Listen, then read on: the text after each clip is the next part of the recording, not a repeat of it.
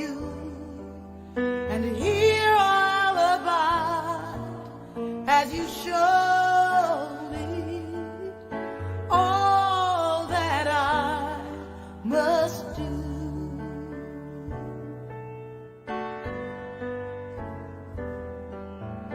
I used to think God was the sun, God is the sun, but God's so much more than the earth or the stars or all of creation.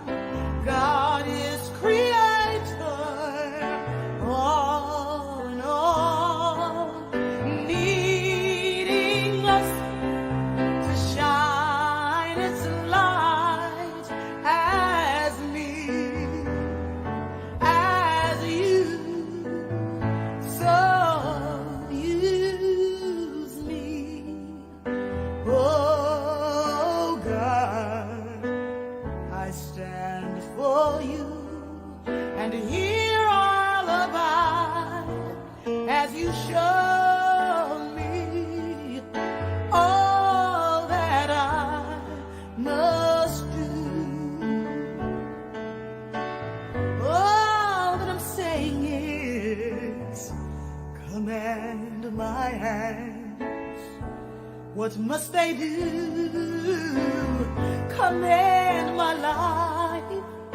It's here for you. God is the love that heals all creation. God is creator, makes all things new, and God needs us to shine its light as me, as you. So use me, oh God. I stand for you and hear all about as you show me all that I must do.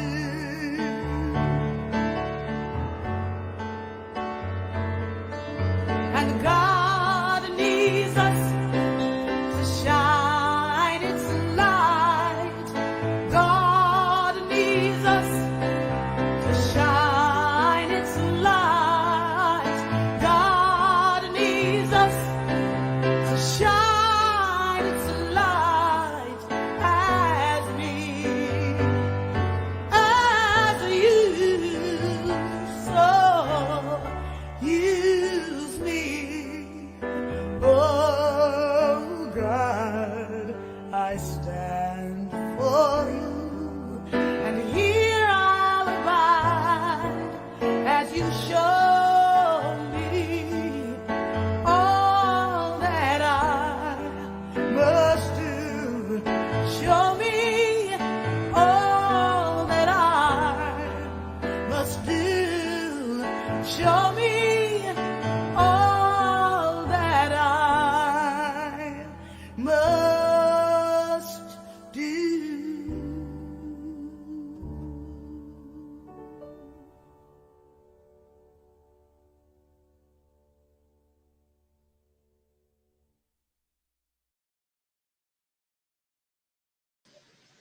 Yes, that Spirit may show me all that I must do. And that was the beautiful Ricky Byers, and the song is Use Me. So we are here today, and I apologize to the people online that couldn't hear me earlier. I'm Gina. I am blessed to be the spiritual director of this beautiful community, and I am grateful to be here today talking about creating a life of purpose, of love, of joy, creating that. And we have Barbara Epstein, who's going to do our invocation and get us off, started off with prayer. So welcome, Barbara. Good morning, everyone. just hearing that last song, Use Me, reminded me of the opening of the first chapter in the Science of Mind book that states there is a power for good in the universe and you can use it. And I realized the connection. God is using us to illuminate God. And we are each divine, connected to that vibrational energy, that vibrational power. God is all there is. But each individual, unique being that we are God-like. And that in our own world, if we are using the energy and the power and the wisdom of the divine, we are showing our health, our creative opportunities, our loving relationships, our wonderful opportunities for good work. There's so much that we can do, that we can be aware of. So I am thinking that when you talk about a life that's well spent, there are basically four very important things that each of us probably choose to have to make a life of balance and harmony. Good health, loving family and relationships, a wonderful job, and of course, good health. That is creating the macro picture of our own individual life. And then each one of us has a specific purpose to make our life work. I am very interested in hearing how Gina ties this very, very broad, complex talk into our today's talk. And I look forward to it. And join me in saying, get ready. And so it is.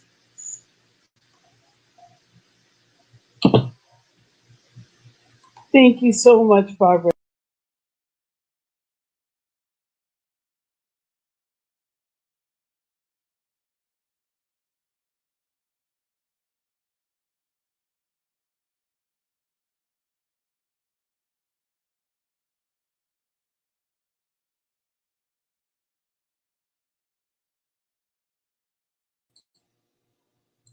Good morning. Good morning, everyone.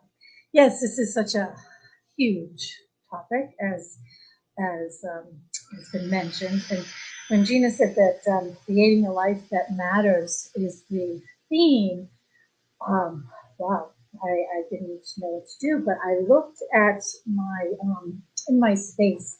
I have this little pillow, and it says, "Today I choose happiness." And then I have this other little sign in my space, and it says, do one thing every day that makes you happy. So I thought, I like the create, that, the choose, and do. So it brought me to this reading that I'd like to share with you today. It's from The Untethered Soul by Michael Singer, and it's something that we've all shared together, read and read again, and some of these you go through and discuss, and so I was reading from chapter 15, and I found this very interesting. So hope you do too. The highest spiritual path is life itself. If you know how to live daily life, it all becomes a liberating experience. But first, you have to approach life properly, or it can be very confusing. To begin with, you have to realize that you really only have one choice in this life. And it's not about your career, whom you want to marry, or whether you want to seek God. People tend to burden themselves with so many choices. But in the end, you can throw it all away and just make one basic underlying decision. Do you want to be happy or do you not want to be happy? It's really that simple. Once you make the choice, your path through life becomes totally clear. Most people don't dare to give themselves that choice because they think it's not under their control. Someone might say, well, of course I want to be happy, but my wife left me. In other words, they want to be happy, but not if their wife leaves them. But that wasn't the question. The question was very simply, do you want to be happy or not? If you keep it that simple, you will see that it really is under your control. It's just that you have a deep-seated set of preferences that gets in the way. Let's say you've been lost and without food for days, and finally you find your way to a house. You can hardly make it to the doorstep, but you manage to pull yourself up and knock on the door.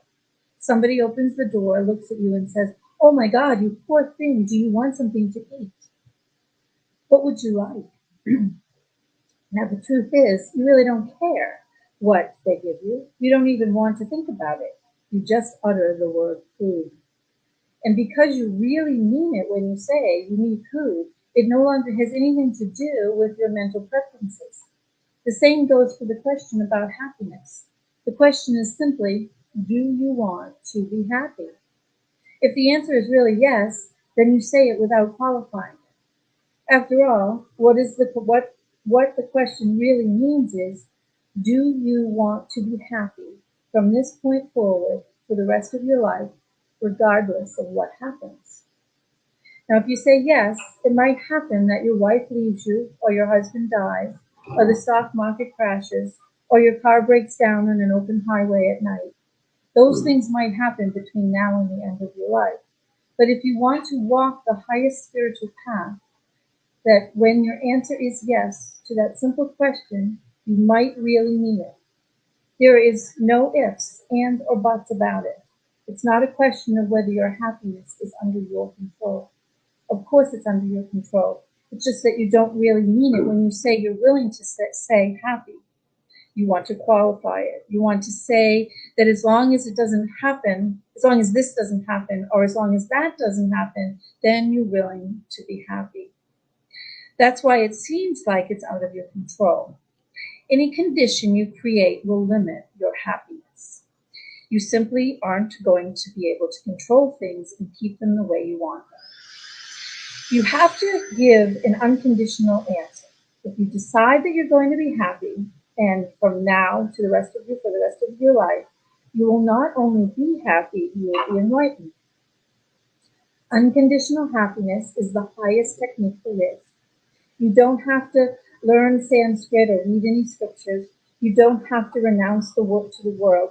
You just have to really mean it when you say that you choose to be happy. And you have to mean it regardless of what happens. This is truly a spiritual path, and it is as direct and sure a path to awakening as could possibly exist. Once you decide you want to be unconditionally happy, something inevitably will happen that challenges you. This test of your committedness is exactly what stimulates spiritual growth. In fact, it is the unconditional aspect of your commitment that makes this the highest path. It's so simple. You just have to decide whether or not you will break your vow. When everything is going well, it's easy to be happy. But the moment something difficult happens, it's not so easy. You tend to find yourself saying, "But I didn't know this was going to happen. I didn't think I'd miss my flight. I didn't think Sally would show up at the party wearing the same dress that I had on. I didn't think that somebody would dent my brand new car an hour after I got it."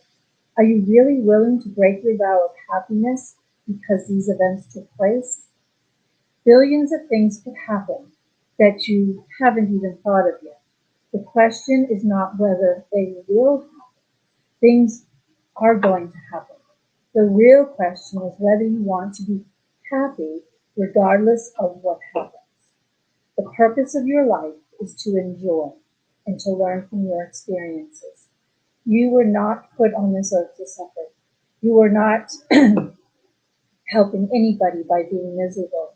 Regardless of your philosophical beliefs, the fact remains that you were born and you're going to die. During that time in between, you're going to get to choose whether or not you want to enjoy the experience. Events don't determine whether or not you're going to be happy. They're just events. You determine whether or not you're going to be happy. You can be happy just to be alive. You can be happy having all the things happen to you and then be happy to die. If you can live this way, your heart will be open and your spirit will be free and you will soar to the heavens. And just today, I choose to be happy. And so it is. So it is. How powerful. Thank you so much for that, Maria. That is.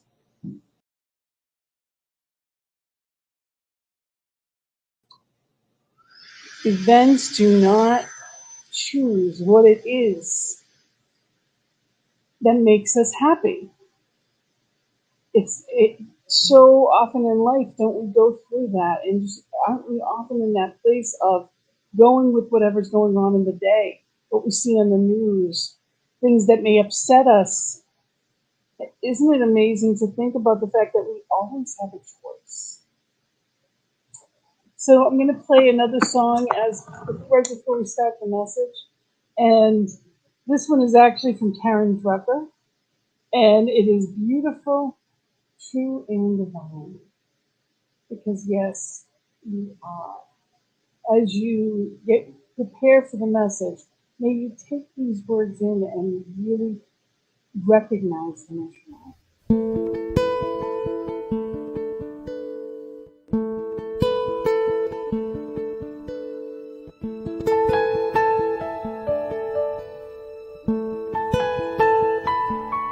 You are beautiful, true and divine. You are beautiful, true and divine. When I look in your eyes, I see you shine. You are beautiful, true and divine.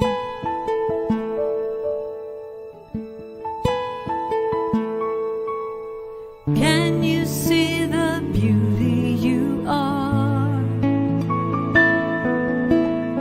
Blazing like a shining star. If only you could see what I see, the perfection of your divinity.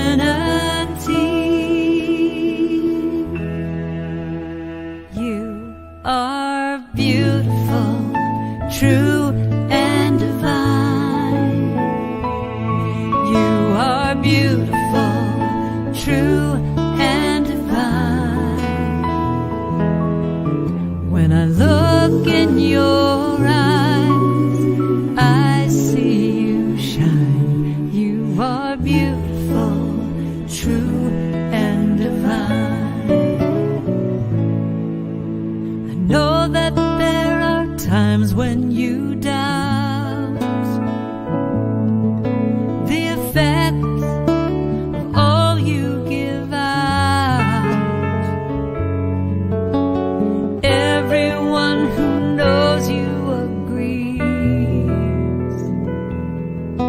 the love you give is your legacy.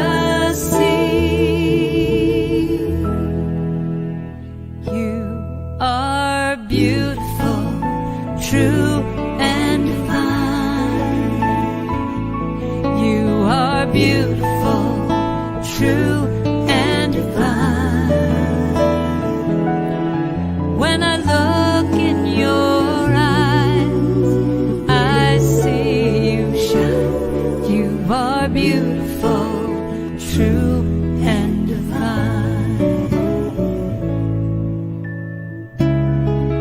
I see it in everything you do.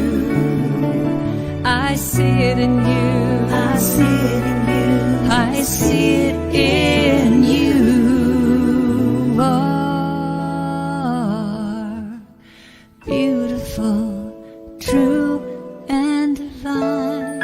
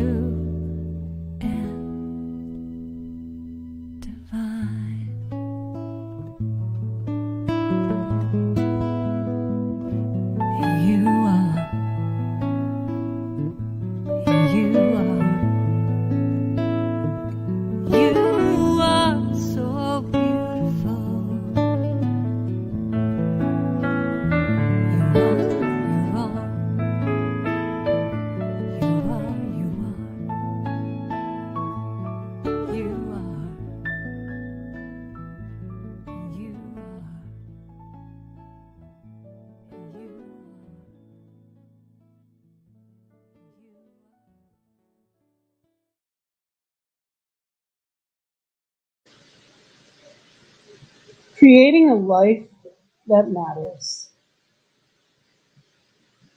So when I say that to you, what does that mean?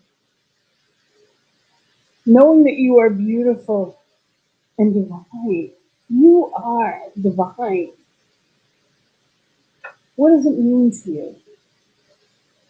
What is a life that matters to you? You know, when we think about,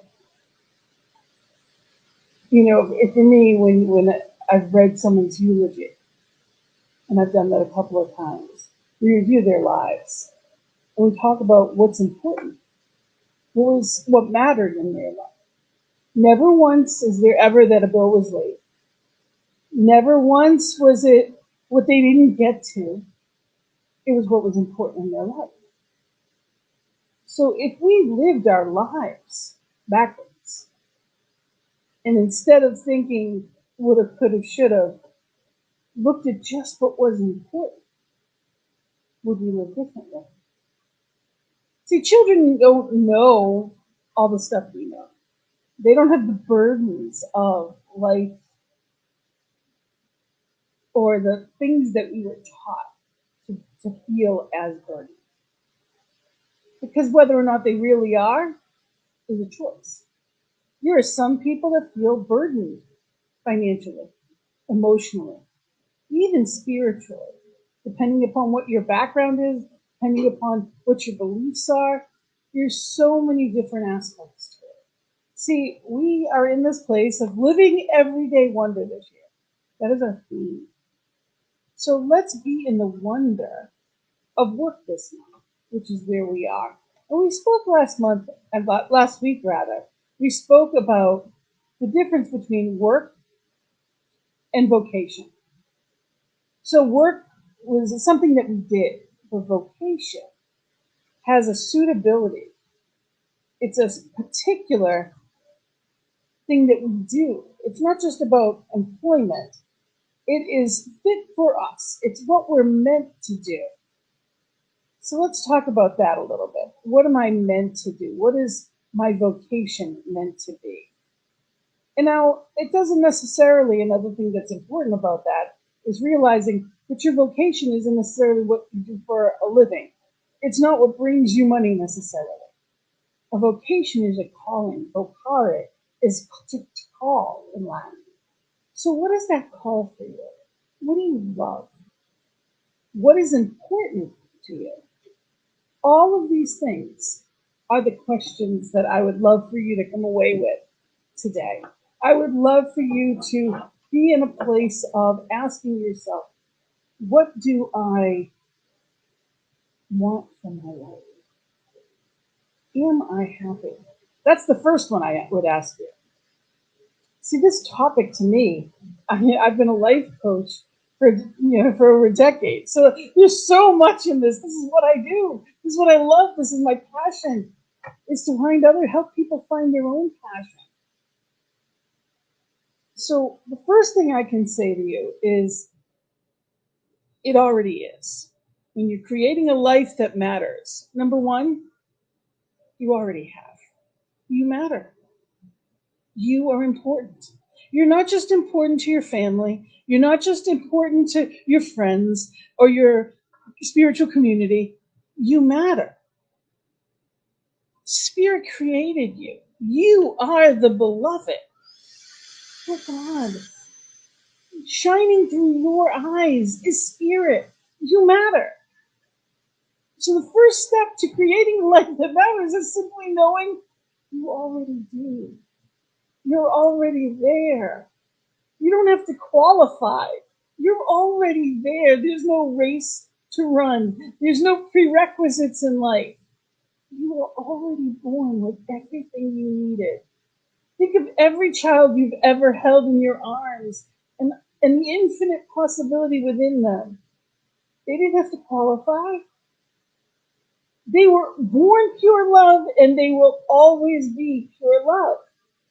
You were born pure love, and you will always be pure love.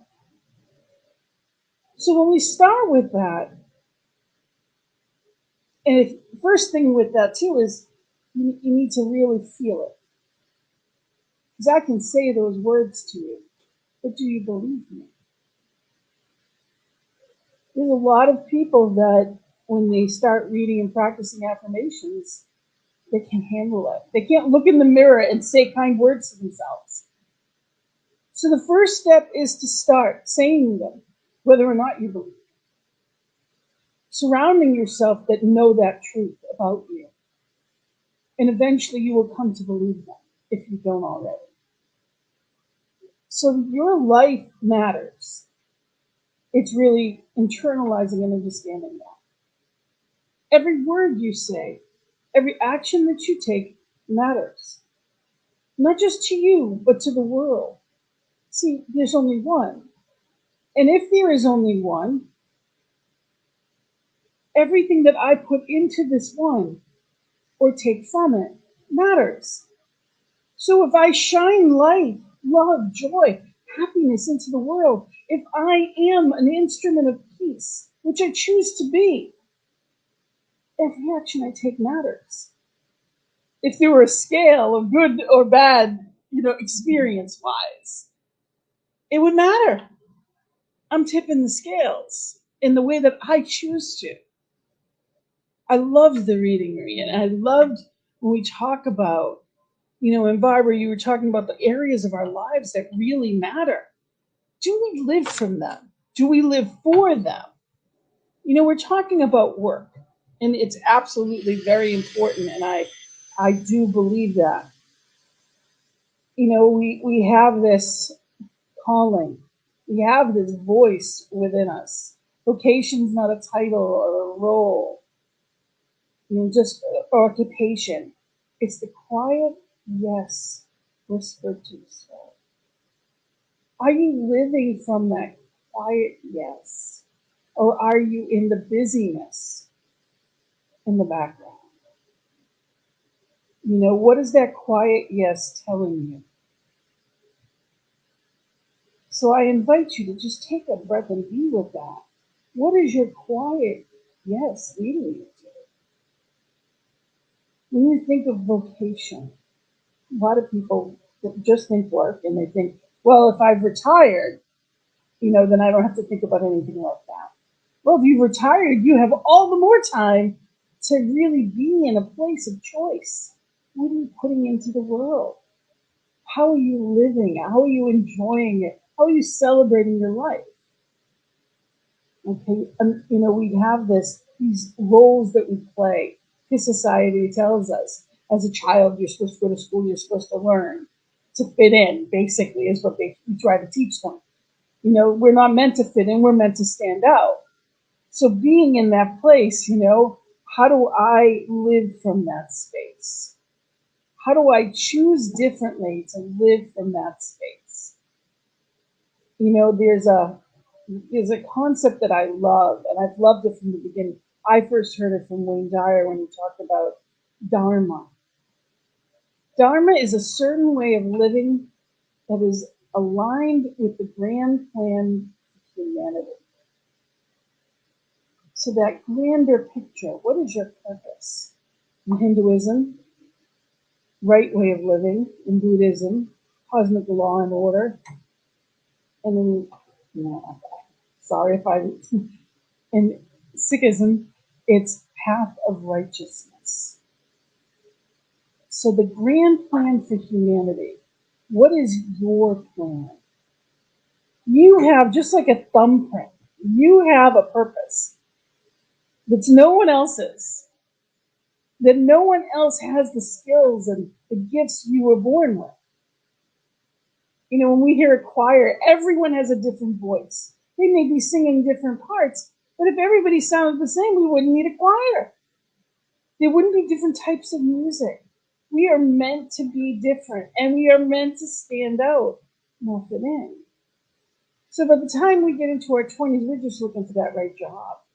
Then we get into our 30s, and it's supposed to be family, it's supposed to be career, it's supposed to be. By the time we hit 50, we're like, okay, we're ready for oftentimes by our 40s and 50s, we start seeing, wait a minute, there's got to be more to this. Or we've lost our spirit and we're just stuck in same stuff, different way. That is not living, that's existing. What I just described is existing. That is not a sole purpose. That is the outer world dictating, what they think. What do you think? What do you choose? What do you love? You get a choice. There are no rings on you. They're invisible.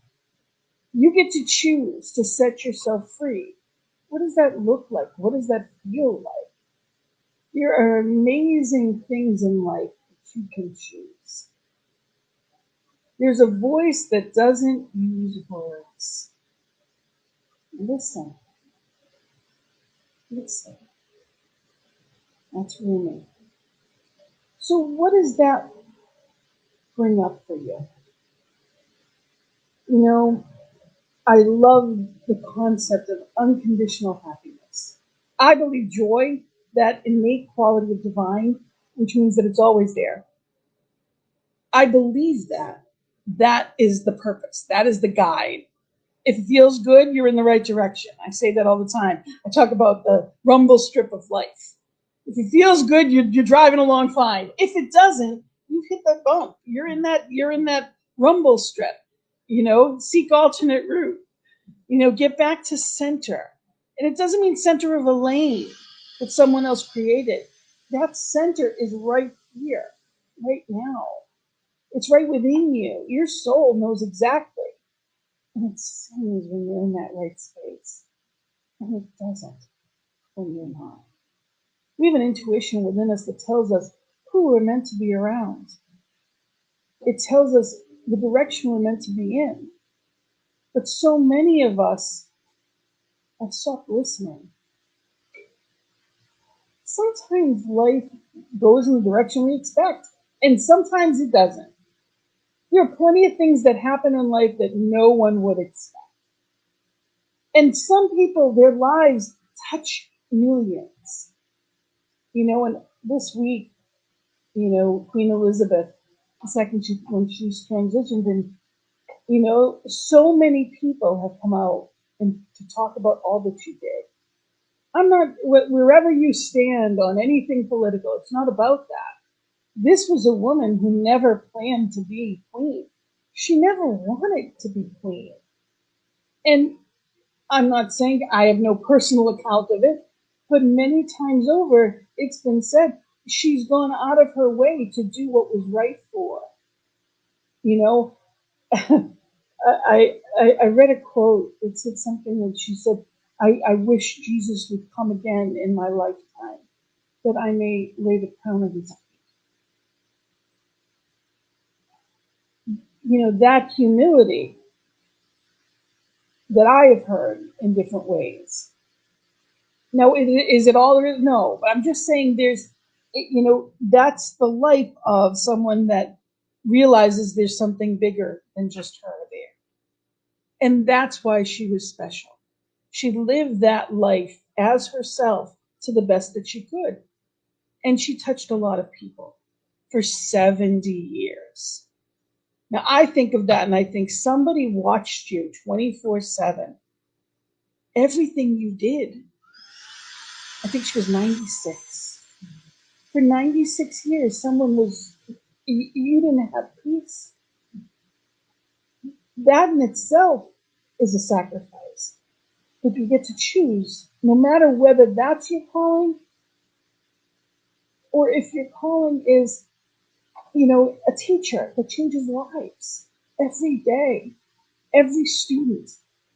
You have the opportunity to open minds and hearts. No matter what your calling is, live it as an art. Love it. Enjoy it. When you love it, other people know it because you're shining. Life isn't meant to be work. The topic this month is work. But that's not what it's meant to be. We are meant to be creators. Michelangelo saw David in the statue. All he did is wipe away the extra. That's all. And I love this quote. Your profession, this is Van Gogh, your profession is not what brings home your paycheck. Your profession is what you are put on earth to do with such a passion and such intensity that it becomes spiritual and calling. An artist will work all day and all night. An author writing a book loses all sense of time. When you do what you love, you're in it. You know, as a singer, as someone who's taught singing, I know, Barbara, it's just in you. It's a passion. It's a calling. And when you're not doing it, you don't feel fully alive. If you're meant to help and work with people and you're not doing it, there's something in you that isn't fully living. Some people call it playing it safe. That's not playing at all. You never got into the gate. You didn't even get up to start living your purpose. Now, you have something. You ever, if you hear the story about stone soup, that there was a traveler that came in, and basically he was hungry, and all he had was, like, he saw a rock to the side of him. So he picked it up and told him, this is a magic rock. I can make a soup that's incredible. And this, it was during a famine, and no one really had a lot. And they're like, well, we don't have enough to feed you, sorry. And he's like, well, I make the most amazing soup. This rock, it's magic. And they kind of wondered. And he's like, oh, if you have something to add, whatever it is that you have. And the whole town brought something into this big, big pot. It was just a rock. But everything everyone brought made the most amazing soup. So what he had was an idea. Now, whether you had the carrots, whether you had the celery, whether you had whatever went in it, or you have the idea, all are just as important to this amazing thing called life. You have something no one else does, and the world is not complete without you. It shines brighter when you do. So it's time to do that.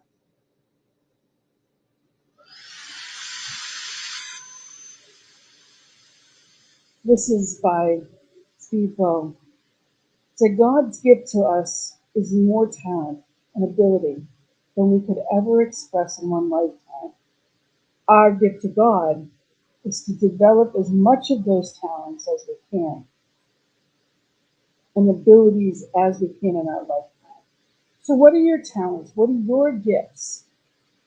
Now, unfortunately, too often, we're in this place of not recognizing them. We don't think that ours are as important as other people's. We think that, well, they can do this and they can do that. And they're thinking, you can do this and you can do that. The choice to be happy, unconditional happiness. I wrote a book on happiness. It's 10 Steps to Your Journey to Happiness is the book that I wrote. And I wrote it because in the worst time of my life, when, my sister was in the midst of transitioning with cancer, and my dad was also stage 4 and just gone through major cancer surgery. Always happened in a matter of, she was diagnosed to transition in 2 months. It was awful. States away, driving, it was just craziness. And it was the most difficult time of my life. There were moments I experienced joy. I acknowledged and felt guilty. I felt guilty anytime that I had a smile on my face, because how could I smile when this awful stuff was happening in my life? And in those moments, it was like, well, if there's still light here in these moments, and I remember speaking to a close friend about it, if there's light here now, then the light is always there. And it was one of those things that really changed my life, that awareness. Because I saw kids playing on the side of the road, and I was laughing at their joy. And I said, if joy can always exist, then why am I not experiencing more of it? So it's about finding our path back when our experience doesn't look like we want it to. And remembering that everything is a choice. So we choose, we start, and we stay started. And if we veer off into the rumble strip, we come back. We don't get caught up in. Realize that you have something to give that no one else does. I have a ton of quotes that I've put together, so please make sure that you are liking our page on Facebook. Join us on Instagram and Facebook, because I've got quotes that we're going to be putting up this month of all kinds of passion and purpose. But this one in particular I really love. Oh, my love, you've got to give, go out and serve. Then you'll know how it feels to be in heaven on earth. You know, we live in a world that doesn't teach us that. It doesn't teach us that service is joyful. The best thing I can do when I'm in a difficult space is to help somebody else. When I'm caught up in my own crap in my head, because I don't know about you, but that happens. This can be a bad neighborhood sometimes. I can choose to be in joy, and there's still days that isn't my experience until I remember and go back to it again. The greatest way to get yourself out of stuff is to be of service to someone else. It's not a coincidence. It's not an accident. When I live in the we instead of me, it's easier to be in joy because there's one of us. And the more often I remember that oneness, and I use my kindness, my compassion, my love, and I shower that out, that's spirit as me. Every one of us has that.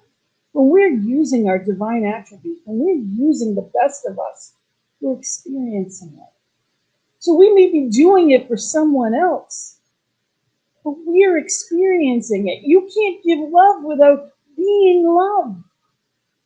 You can't shower compliments or joy to people. You can't be in that place of giving without being full enough to give.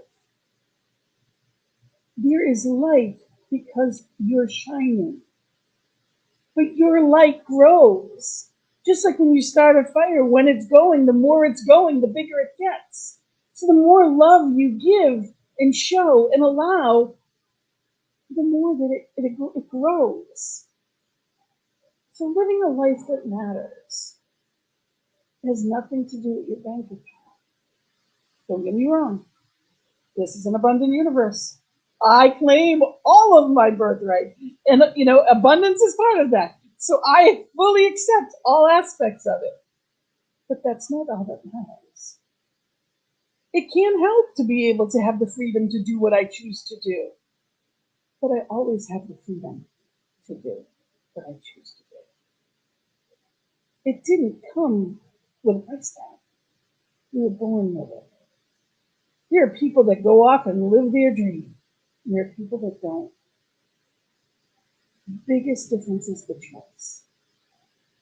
So let's make that choice this week to start and stay started, to stay in that awareness of love, to create and give what is ours to do, to practice the presence,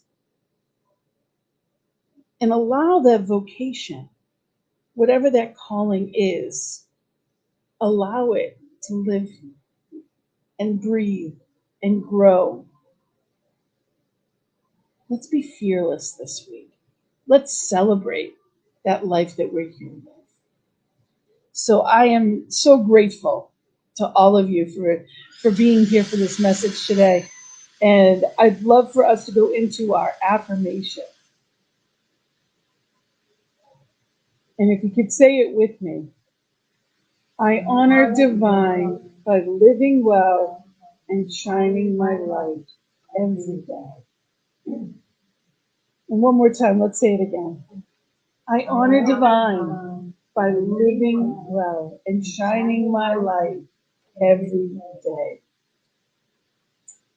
So knowing that, I just want to end with a poem, one of my poems, my new poetry book that I'm working on finishing and editing, that I've been saying for far too long, but I'm recommitting here because that is something that I have to give. This is called Know Thyself. You are unique, absolutely one of a kind. Never listen to society. To conform only weakens your shine. Remember that you are powerful and create your life. When you release resistance, your mind can take flight. You are meant for greatness. That was promised at birth. Not limited by station, unless you allow that to define your worth. Remember, fear is false evidence appearing real. When you choose to, the best in you will always prevail. Yes, God made you perfect, predestined for flight, unlimited potential, with purpose only you can bring to life. When you live in the truth of who you are, always connected to the Creator, not limited in any way, it is up to you to know and live this way. Remember that life is for you to choose and create. When you uncover your potential, you will live, love, and decide your fate. For you are destined to become only what you believe can be done. So let's really know ourselves. Let's really know who and whose we are this week, walking in fearlessly, joyfully, being that light, shining that light that we are, because that is what matters. So thank you for that. And, we have a couple of announcements that I'm very excited about. This is our Sacred Circle begins the first week of October. It is Thursday, Sacred Circle at 7. So join us for some spiritual conversation and the love of community. It is an exciting new thing that we're going to be beginning in the first week of October. And remember, as always, we meet twice a month in person in Medford. It's going to be always the second and fourth Sundays. So we are virtual every week, but we are, of course, we are in that place of oneness on the second and fourth. We have visioning every week for our growth, knowing and attracting as the beacons that we are. We invite you to join us Mondays at noon. There's a link on our website. And again, if you haven't seen our website, please please cslboston.org and sign up for our newsletter. And the last thing I wanted to mention is we are always live on the Sunday service at 5 p.m. We also come on the New Thought Media Network. So if you happen to miss us one week, know that you can go to New Thought Media Network, and we are there all over the world. So at this time, we're going to move into a place of circulation, knowing that giving activates receiving. We are here because of the generosity of people just like you. It allows us to go out and do more good in the world. So let's share a sacred giving affirmation. Divine love as me blesses and multiplies all that I am, all that I have, and all that I serve. And for those of you at home or wherever you are watching this virtually, if you are spiritually fed by our community, know that you can go to PayPal. This picture right here is also on our website. You can go straight there and offer to our community, to the growth and sharing the good word. So thank you for that. Know that you are a blessing, and it is a blessing to have you here with us in the community. Thank you for being part of that. Knowing that consciousness is everything. There is nowhere that we are not. So when we are in oneness, knowing truth, we raise the vibration, not only our own, but of the one. So thank you. Thank you for being here for that. And before we go into our final song, for today, which I love.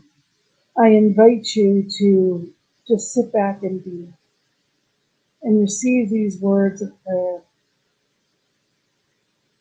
Just take a breath and be right here and right now, knowing the truth, knowing the light of who and whose you are. Just breathe in that love, life, harmony. And I know there is only one power, one presence, one love, one life. It is the beautiful trees. It is the sunlight. It is all that is, was, and ever will be, omniscient, omnipresent, and operant. I know that this one power, this one presence, is that guiding principle, living and breathing and having its being as me right here and right now. And as I know it of me, I know it of each one within my voice, each one watching online, each one in the all. For there is nowhere spirit is not. I claim that omniscience. I claim that passion and purpose and love, joy. I claim that abundance, beautiful relationships. I claim it on my behalf and of that of each one. I claim peace, especially on this day, 9/11. I claim peace. And I claim it for myself, and I claim it for each one in our world. I claim that beauty and harmony, knowing that spirit is, and I wrap a blanket of peace and love around our entire planet, knowing that there is good and greater good being revealed because of it. I invite and I expect our leaders to have softened hearts. I know spirit as each one is guided.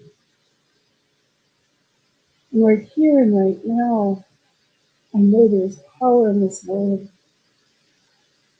So I know the law as the doer makes itself. As we move forward into this day, into this week, that there is greater love, greater light shining on purpose, as purpose. And I celebrate it, knowing that it's easy, joyful, that life is fun, as it is meant to be. So I choose happiness right here and right now. And I know that the law makes itself. So in that knowing and filled with gratitude, I say amen and blessed be. I set it free, I let it be. And together we say, and so it is. Thank you. Thank you for being here with us. Thank you for knowing truth. Thank you for being the light in the world. I'm so grateful that you are. So grateful. The I am within you. The I am within each one. And I celebrate. So our final song for today, as we go out into this week, is Instrument of Peace. And I know that each one of us is an instrument of peace. Thank you for being here. Blessings in your life.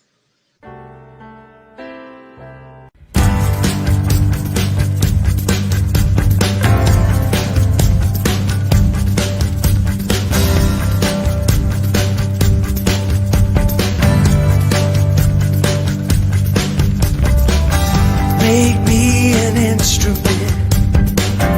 Make me an instrument. Make me